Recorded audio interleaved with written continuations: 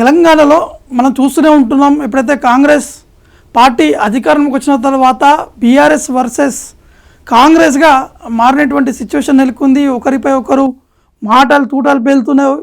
ఎమ్మెల్యేల పైన దాడులు జరుగుతున్నటువంటి సందర్భాలు కూడా ఇటీవల కనిపించాయి.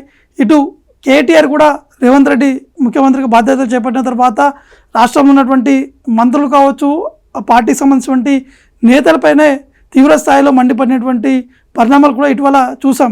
కానీ రేవంత్ రెడ్డి కూడా దానికి దీటుగానే వారిపై రివర్స్గా మాట్లాడము, ఆరోపణలపై ఖచ్చితంగా దాన్ని ఖండిస్తూ మాట్లాడుతున్నటువంటి సందర్భం కూడా నెలకొంది. కానీ తెలంగాణలో ఇప్పుడు ఒక అరుదైన ఘటన కూడా చోటు చేసుకునేటువంటి అవకాశం కనిపిస్తున్నాయి. ఎందుకంటే రాజకీయంలో చెప్పలేము, ఎందుకంటే మాట్లాడుకుంటారు, కార్యక్రమాల్లో కలుస్తారు, కానీ ప్రత్యక్ష రాజకీయాలకు చాలా డిఫరెంట్గా ఉంటుంది.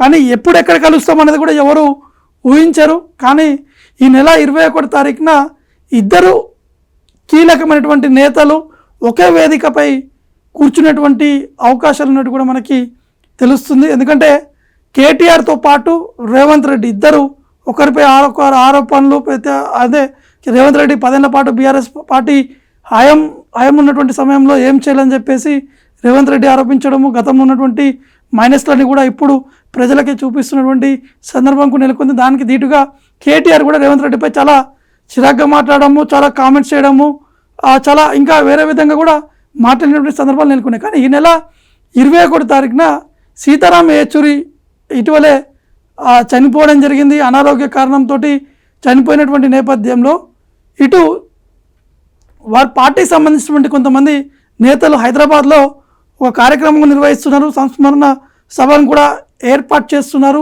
అయితే ఈ యొక్క సభకి ఇద్దరు ముఖ్య నేతలు కూడా ఆహ్వానించినట్టు కూడా తెలుస్తుంది.